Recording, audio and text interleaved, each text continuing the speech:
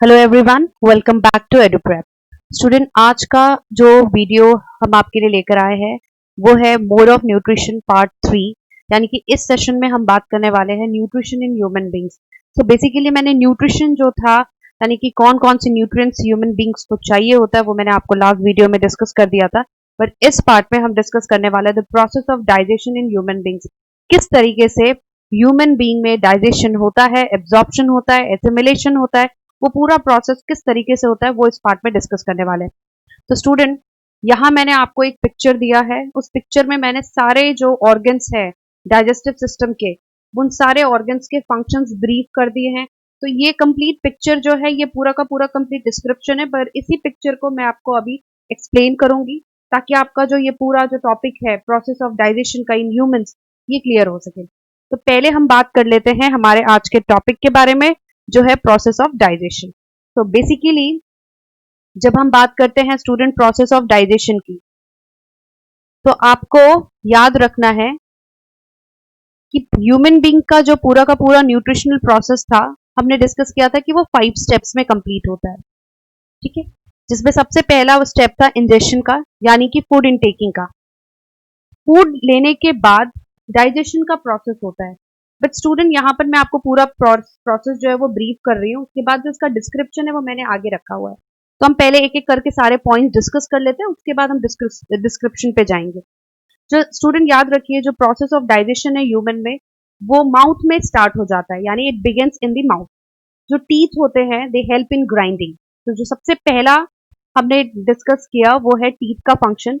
वो जो फूड आप लेते हैं उसका ग्राइंडिंग करने का काम जो है वो बेसिकली टीथ का, वो च्यू करते हैं फूड को और ग्राइंडिंग करने का काम करते हैं। ये एक तरीके से फिजिकल डाइजेशन कहलाता है। ठीक है, इस जब आप टीथ के जरिए फूड को च्यू कर रहे होते हैं या ग्राइंड कर रहे होते हैं तो इस प्रोसेस को हम कहते हैं फिजिकल डाइजेशन। ओके, तो ये याद रखिएगा। उसके बाद स्टूडेंट याद रखिए कि आपके सलाइवरी ग्लैंड, माउथ में सलाइवरी ग्लैंड्स प्रेजेंट होते हैं जिनका काम होता है सलाइवा प्रोड्यूस करना। और इस सलाइवा में सैलिवरी एमाइलेज नाम का एक एंजाइम पाया जाता है। यानी माउथ में एक ग्लैंड है जिस ग्लैंड का नाम है स्टूडेंट सैलिवरी ग्लैंड। ठीक है, ये सैलिवरी ग्लैंड्स जो होते हैं ये सलाइवा सिक्रीट करते हैं। ठीक है, सलाइवा जो मुंह में आपने देखा होगा कि जब आप बोलते हो तो जो लिक्विड जैसा पार्ट होता है उसको हम सलाइवा कहते हैं। तो ये सलाइवा वो रिलीज करते हैं, प्रोड्यूस करते हैं। और इस सलाइवा में प्रेजेंट होता है एक बहुत इंपॉर्टेंट एंजाइम जिसे हम कहते हैं ये होता है सैलिवरी एमाइलेज। ओके, तो ये इंपॉर्टेंट बहुत है, इसको याद, इससे क्वेश्चंस भी आते हैं तो आपको याद रखना है। ठीक है, अभी जो सैलिवरी एमाइलेज नाम का एंजाइम है वो स्टार्च जो कि हमारे फूड में होता है उसे डाइजेस्ट करने का काम करता है। ठीक है, यानी कि जो खाना आप खाते हैं उस फूड में जो स्टार्च होता है, ठीक है, स्टार्च कहने का मतलब आप कह सकते हो जो कार्ब होता है, जो कार्बोहाइड्रेट होता है, ठीक है, उसको डाइजेस्ट करने का काम ये सलाइवरी एमाइलेज जो है वो करता है। ठीक है, अभी जो आपका फिर मुंह में, आपको पता है कि आपके माउथ में टंग होता है। जो टंग है it help in mixing the saliva with food, यानी कि जो फूड आपने मुंह में लिया उसके साथ सलाइवा को जो है मिक्स करने का काम टंग का होता है। उसके बाद जो स्लाइटली डाइजेस्टेड फूड होता है वो एसोफेगस के जरिए, नेक्स्ट जो पार्ट होगा वो है आपका एसोफेगस। एसोफेगस स्टूडेंट जो है ये आप अगर नॉर्मल भाषा में कहूं तो we call it food pipe. ठीक है, यहाँ पर ग्राइंडिंग हो गई। ठीक है, माउथ में ग्राइंडिंग हो गई, सलाइवा प्रोड्यूस हुआ जिसमें सलाइवरी एमाइलेज था जिसने आपके फूड में जो स्टार्च या कार्बोहाइड्रेट था उसको पार्शियली डाइजेस्ट किया। ठीक है, वहां से डाइजेशन जो है प्रोसेस का वो शुरू कर दिया है उसने। लेकिन अभी ये जो है वो स्लाइटली डाइजेस्टेड फूड है और ये slightly digested food food pipe के जरिए यानी एसोफेगस के जरिए स्टमक में पहुंच जाता है। ठीक है, अभी यह पहुंचने से पहले यहाँ पर बहुत सारा प्रोसेस होता है स्टूडेंट, आपको याद रखना है। जनरली क्या होता है कि जब ड्यूरिंग द वॉल, मतलब जो प्रोसेस जो हो रहा होता है, जब वो खाना फूड पाइप के जरिए स्टमक में जा रहा होता है उस टाइम जो वॉल होती है फूड पाइप की वो कंप्लीटली रिदमिकली कॉन्ट्रैक्शन और एक्सपेंशन का मूवमेंट परफॉर्म कर रहे होते हैं। यानी कि जब खाना फूड पाइप में होता है, जब खाना फूड पाइप में होगा, ये आपका ऐसा फिगर बनता है। ठीक है, स्टमक का।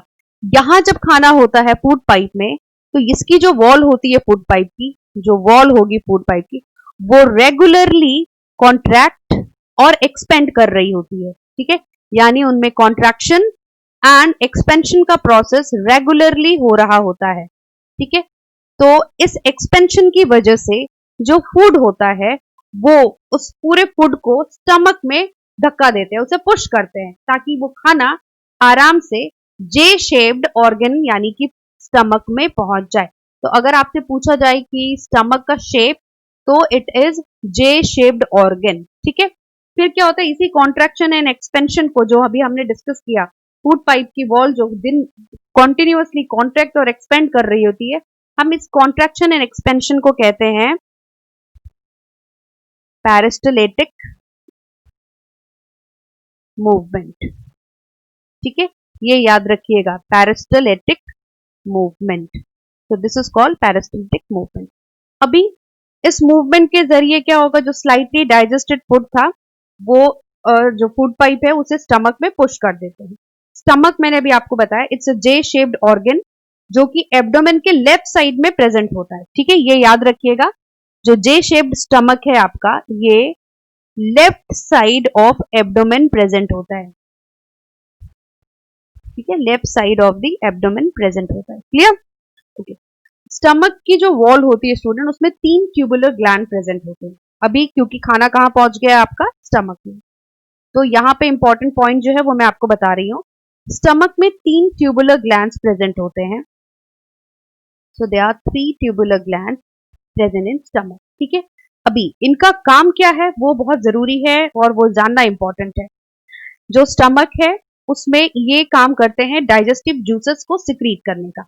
जो ये ग्लैंड्स होते हैं, ये तीनों ट्यूबुलर ग्लैंड्स जो होते हैं, ये सिक्रीट करते हैं डाइजेस्टिव जूसेस को, ठीक है। अभी मैं आपको एक इंपॉर्टेंट पॉइंट बता रही हूं, वो आपको नोट डाउन भी करना होगा, याद रखिएगा। जो डाइजेस्टिव जूसेस होते हैं इनमें भी 3 इंपॉर्टेंट या आप कह सकते हो एसेंशियल सब्सटेंस प्रेजेंट होते हैं। यानी कि ये जो डाइजेस्टिव जूस है इसमें 3 इंपॉर्टेंट सब्सटेंस प्रेजेंट होते हैं।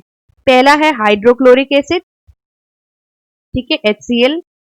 उसके बाद वहां प्रेजेंट होता है एक बहुत इंपॉर्टेंट एंजाइम जिसको हम कहते हैं पेप्सिन। और तीसरा वहां प्रेजेंट होता है स्टूडेंट म्यूकस, ठीक है। ये तीनों जो है वो डाइजेस्टिव जूसेस में प्रेजेंट होते हैं। अभी जो HCl है वो एसिडिक मीडियम क्रिएट करता है स्टमक में, ठीक है। ये जो HCl होता है ये स्टमक में एसिडिक मीडियम क्रिएट करता है, जिससे कि जो पेप्सिन एंजाइम है वो एक्टिवेट हो जाता है और वो हेल्प करते हैं प्रोटीन के डाइजेशन में, ठीक है। यानी HCl का काम है पेप्सिन के फंक्शन को फैसिलिटेट करना, जिससे कि ये प्रोटीन के डाइजेशन में अपना फंक्शन जो है वो स्टार्ट कर देते हैं। जबकि ये जो म्यूकस है ये HCl का सिक्रीशन जो है, जो स्टमक की वॉल जो सिक्रीट करती है HCl का सिक्रीशन, उसको प्रोसेस स्टमक को प्रोटेक्ट करने में, यानी स्टमक वॉल को प्रोटेक्ट करने में ये म्यूकस हेल्प करते हैं, ठीक है। अब इसके बाद जो आपका पार्शियली डाइजेस्टेड फूड होता है वो स्टमक से कहां पहुंच जाता है, स्मॉल इंटेस्टाइन में। अब यहां स्मॉल इंटेस्टाइन का जो पार्ट है स्टूडेंट वो बहुत इंपॉर्टेंट है, आपको याद रखना है। मैं फिर से एक नोट बता रही हूं आपको, क्योंकि खाना अब कहां पहुंच चुका है, स्मॉल इंटेस्टाइन में।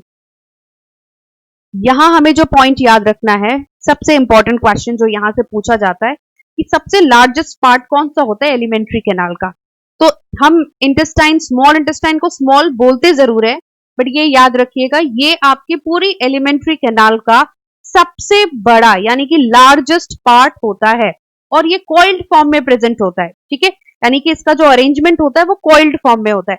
तो अब आपको ये याद रखना है कि ये लार्जेस्ट पार्ट है, ठीक है, किसका, एलिमेंट्री कैनाल का, ठीक है। और ये कॉइल फॉर्म में अरेंज्ड होते हैं, राइट। ये इतनी बात आपको याद रखना है।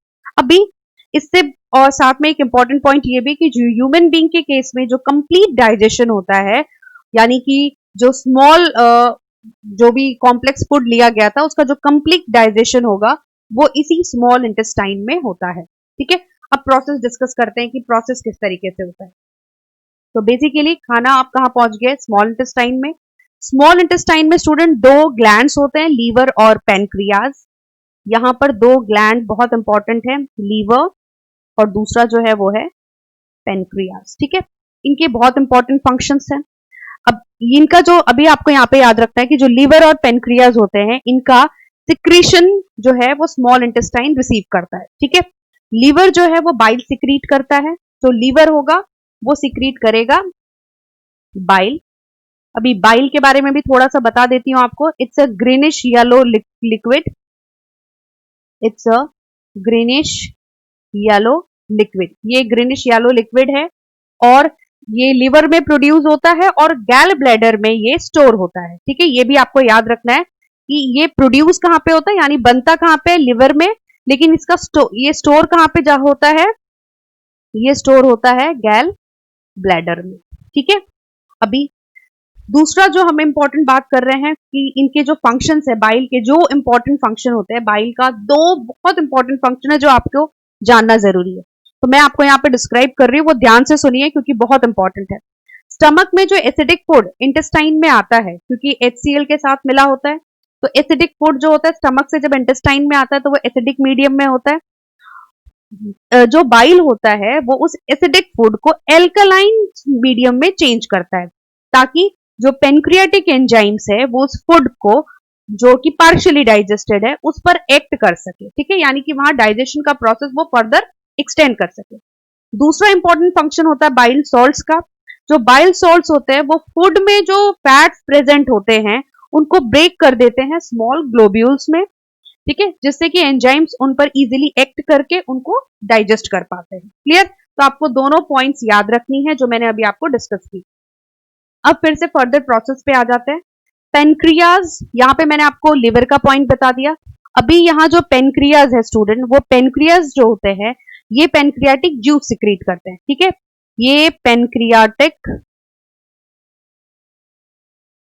जूस सिक्रीट करते हैं। ठीक है, जिसमें 3 डिफरेंट एंजाइम्स प्रेजेंट होते हैं। ठीक है, इसमें इस पेनक्रियाटिक जूस में 3 डिफरेंट टाइप के एंजाइम्स प्रेजेंट होते हैं। तो वो एंजाइम कौन कौन से हैं वो मैं अभी ये इरेज कर रही हूँ ताकि हम फर्दर जो है इसके आगे का पॉइंट जो है वो डिस्कस कर सकें। ठीक है, अब हम बात कर रहे थे यहाँ पे स्टूडेंट पेनक्रियाज की। हमने कहा कि पेनक्रियाज से पेनक्रियाटिक जूस रिलीज होगा। ठीक है, और हमने ये भी डिस्कस किया कि पेनक्रियाटिक जूस में 3 डिफरेंट एंजाइम्स जो हैं वो प्रेजेंट होते हैं और इनका इंपॉर्टेंट फंक्शन है। तो पहले इन तीनों के बारे में बात कर ले क्योंकि यहाँ ये पॉइंट इंपॉर्टेंट है, यहाँ से काफी क्वेश्चंस एग्जाम में होते हैं। तो पहले बात करते हैं फर्स्ट यानी पैनक्रियाटिक एमाइलेज की। जो पहला एंजाइम है वो है पैनक्रियाटिक एमाइलेज। ठीक है, इट्स एस एमाइलेज। अभी इसका काम क्या है, ये स्टार्च के ब्रेक डाउन में हेल्प करता है, यानी कि ये स्टार्च को ब्रेक डाउन करता है, यानी कि कार्ब जो होगा उसको ब्रेक डाउन करने का काम करता है। दूसरा इंपॉर्टेंट एंजाइम जो है वो स्टूडेंट है ट्राइप्सिन। अभी जो ट्राइप्सिन होते हैं इनका काम होता है प्रोटीन डाइजेशन, यानी कि ये प्रोटीन को डाइजेस्ट करने का काम करते हैं। और तीसरा आपका इंपॉर्टेंट एंजाइम होता है स्टूडेंट वो है लाइपेज। लाइपेज का फंक्शन होता है जो भी एमल्सिफाइड फैट्स होते हैं, यानी कि जो भी कॉम्प्लेक्स ग्लोब्यूल्स होंगे ये एमल्सिफाइड फैट्स को ब्रेक डाउन करते हैं, उनके ब्रेक डाउन में ये हेल्प करते हैं। ठीक है, तो ये तीनों एंजाइम जो है इनका फंक्शन काफी बार एग्जाम्स में पूछा जाता है कि इनके क्या डिफरेंट फंक्शंस है, किस चीज के डाइजेशन में या ब्रेक डाउन में ये हेल्प करते हैं। तो ये बहुत इंपॉर्टेंट पॉइंट है, आपको क्लियरली याद रखना है। चलिए अब बात करते हैं इंटेस्टाइन में फर्दर फंक्शन की। जो वॉल होती है इंटेस्टाइन यानी स्मॉल इंटेस्टाइन की, आपको याद रखना है, ये भी इंपॉर्टेंट पॉइंट है। जो वॉल होगी स्मॉल इंटेस्टाइन की उसमें कुछ ग्लैंड्स प्रेजेंट होते हैं जो कि इंटेस्टाइनल जूस सिक्रीट करते हैं। ठीक है, यानी कि जो वॉल ऑफ स्मॉल इंटेस्टाइन होगा दे कंटेन ग्लैंड्स। ये कुछ स्पेशल ग्लैंड्स कंटेन करते हैं जिनका काम होता है इंटेस्टाइनल जूस को सिक्रीट करना। ठीक है, वो सिक्रीट करते हैं इंटेस्टाइनल जूस को। अभी इस जूस में जो एंजाइम्स होते हैं वो फाइनली, अभी देखिए यहां पर फंक्शन बहुत इंपॉर्टेंट है। अब इस इंटेस्टाइनल जूस में जो एंजाइम्स प्रेजेंट होते हैं वो कंप्लीट डाइजेशन का काम करते हैं। कंप्लीट डाइजेशन का मतलब ये एंजाइम्स क्या करते हैं, जो पार्शियली डाइजेस्टेड फूड होता है, ठीक है, उसमें जो प्रोटीन होगा, प्रोटीन का डाइजेशन तो यहाँ पे ट्राइप्सिन ने कर ही दिया है, लेकिन जो प्रोटीन होगा, जो भी पार्शियली जो होगा प्रोटीन, वो प्रोटीन को ये फाइनली किसमें चेंज कर देते हैं, एमिनो एसिड्स में, ठीक है। और जो कॉम्प्लेक्स कार्ब होता है, यानी जो कॉम्प्लेक्स कार्बोहाइड्रेट होगा, उसको ये ब्रेक डाउन कर देते हैं, यानी उसका कंप्लीट डाइजेशन हो जाता है ये ग्लूकोज में, इसको ग्लूकोज में कन्वर्ट कर देते हैं। और जो फैट्स का, एमल्सिफाइड फैट्स का जो ब्रेक डाउन हुआ होता है, उसको ये फाइनली चेंज कर देते हैं, कन्वर्ट कर देते हैं फैटी एसिड्स में और ग्लिसरॉल में, ठीक है। ये इंपॉर्टेंट पॉइंट्स मैं आपको बता रही हूं, ये इंपॉर्टेंट है, याद रखिएगा, ठीक है। यानी कि कंप्लीट डाइजेशन यहां जाकर स्मॉल इंटेस्टाइन में होता है। कब होता है? जब ये तीनों एंजाइम जो आपको ऊपर डिस्कस किया, पेनक्रियाटिक एमाइलेज, ट्राइप्सिन और लाइपेज, अपना फंक्शन कंप्लीट करने के बाद जो स्मॉल इंटेस्टाइन की वॉल होती है, उनमें जो ग्लैंड्स प्रेजेंट कर होते हैं, वो कुछ इंटेस्टाइनल जूस सिक्रीट करते हैं, जिनमें स्पेशल एंजाइम्स होते हैं जो कंप्लीटली प्रोटीन को एमिनो एसिड में चेंज कर देते हैं, कॉम्प्लेक्स कार्ब्स को ग्लूकोज में कन्वर्ट कर देते हैं, और जो फैट्स होता है उसको फैटी एसिड या ग्लिसरॉल में चेंज कर देते हैं। और इस तरह से ये हो गया आपका पूरा प्रोसेस। और इस तरीके से हम कह सकते हैं कि जो डाइजेशन होता है, डाइजेशन का जो आपका प्रोसेस है, यानी कि उसने उस पूरे प्रोसेस में क्या हुआ, जो कॉम्प्लेक्स लार्ज ये और इनसॉल्युबल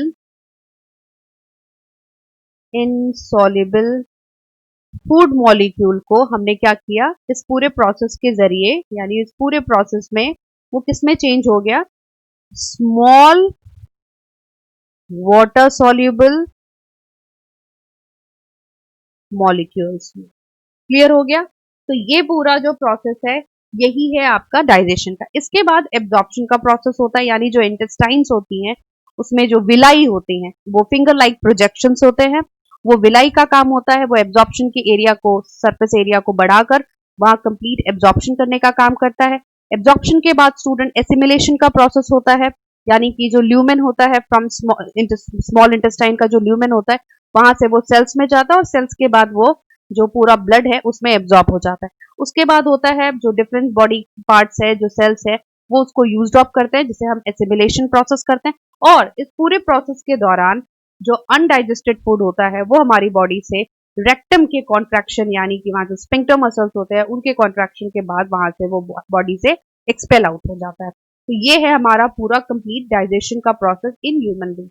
मैंने आगे जो आपको पूरा डिस्क्रिप्शन लिखा है उसको ब्रीफ कर दिया है पहले ही, ताकि आपको आगे चलकर उस चीज को समझने में प्रॉब्लम ना हो। अब बढ़ते हैं हमारे डिस्क्रिप्शन की तरफ। यहाँ मैंने सारे वही पॉइंट्स मेंशन किए जो मैंने अभी आपको एक्सप्लेन किया। न्यूट्रिशन ह्यूमन बीइंग में शुरू हो जाता है, माउथ में ही शुरू होता है, और इस पूरे प्रोसेस में जो ऑर्गन्स इन्वॉल्व होते हैं वो माउथ है, स्टमक है, स्मॉल इंटेस्टाइन है, लार्ज इंटेस्टाइन है और एनस। जो प्रोसेस होता है न्यूट्रिशन का, वो सबसे पहले एलिमेंट्री कैनाल में शुरू होता है, वो वहीं से शुरू होता है, जो कि एक लॉन्ग ट्यूब है जो माउथ से एनस तक एक्सटेंड करता है, ठीक है। और इस हमने अभी डिस्कस किया था एक इंपॉर्टेंट पॉइंट, कि जो एलिमेंट्री कैनाल का सबसे लार्जेस्ट पार्ट होता है स्टूडेंट, वो कौन सा था, स्मॉल इंटेस्टाइन। ये सारी चीजें याद रखिए क्योंकि यहीं से क्वेश्चंस आते हैं। अभी कॉम्प्लेक्स फूड जो होता है वो स्मॉलर पार्टिकल्स में या मॉलिक्यूल्स में कन्वर्ट होते हैं। किस तरीके से कन्वर्ट होते हैं? सबसे पहले वो फूड क्रश्ड होता है बाई टीथ, ठीक है। और वहां जो सलाइवरी एमाइलेज होता है, जो सलाइवा सिक्रीट कर, सलाइवा में जो सलाइवरी एमाइलेज होता है, जो कि सलाइवरी ग्लैंड से प्रोड्यूस होता है, वो उस पर एक्ट करते हैं, ठीक है। यानी जो पार्शियल डाइजेशन होता है, यानी डाइजेशन का जो प्रोसेस है, वो माउथ में तभी शुरू हो जाता है जब सलाइवरी ग्लैंड सलाइवा सिक्रीट करते हैं, और उस सलाइवा में जो सलाइवरी एमाइलेज होता है वो अपना फंक्शन स्टार्ट करता है। यहाँ मैंने आपको वो नोट लिख दिया है ताकि आप याद रखें।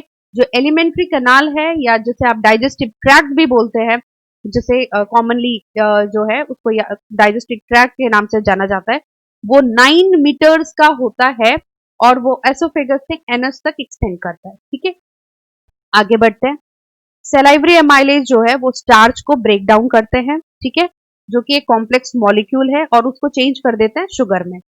जैसे कि जो कनाल जो है आपका एलिमेंट्री कनाल, उसकी लाइनिंग बहुत सॉफ्ट होती है, तो उस फूड को सलाइवा से मिक्स करके उसको वेट बनाया जाता है, गीला किया जाता है, ताकि वो इजीली पास जो पैसेज है उसमें वो स्मूथली पास हो सके। अभी एलिमेंट्री कनाल के डिफरेंट पार्ट्स होते हैं और उनसे होते हुए जो फूड है वो भी अपना प्रोसेस को जो है इनिशिएट करता है, और जो डाइजेस्टिव ट्यूब है उससे धीरे धीरे होते हुए वो स्टमक, ऑसोफेगस से वो स्टमक में पहुंच जाता है।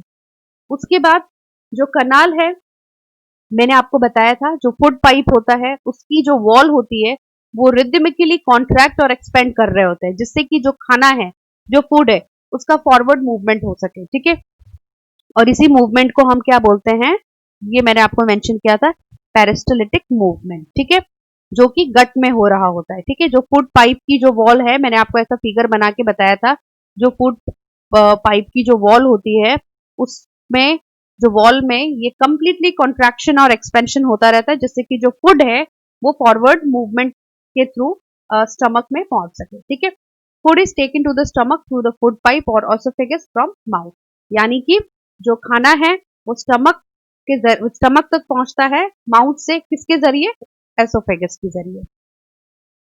जो मस्कुलर वॉल है स्टमक की, वो खाने को डाइजेस्टिव जूसेस के साथ मिक्स कर देते हैं, जो कि कहां से रिलीज होते हैं, फ्रॉम गैस्ट्रिक ग्लैंड्स, जो कि स्टमक के वॉल में प्रेजेंट होते हैं। ठीक है, मैंने आपको ये पॉइंट भी मेंशन किया था, गैस्ट्रिक ग्लैंड्स जो है वो HCl और एक एंजाइम जिसे हम कहते हैं पेप्सिन और म्यूकस रिलीज करते हैं।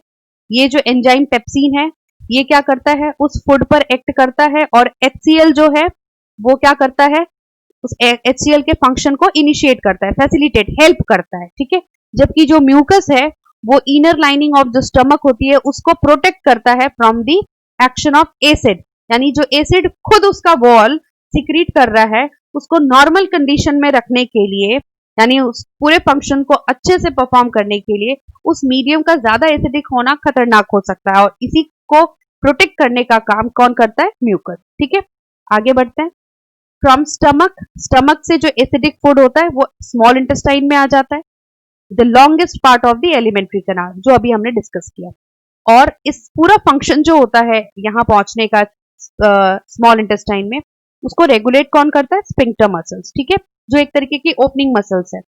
Complete digestion of carbohydrate, protein and fat takes place in the small intestine, जो मैंने आपको स्टार्टिंग में अभी एक्सप्लेन किया ही था, by secretion of liver and pancreas. अभी लीवर एंड पेनक्रियाज में मैंने बाइल और पेनक्रियाटिक जूस के बारे में बताया था, वो इंपॉर्टेंट पॉइंट्स है तो उसे याद रखिएगा।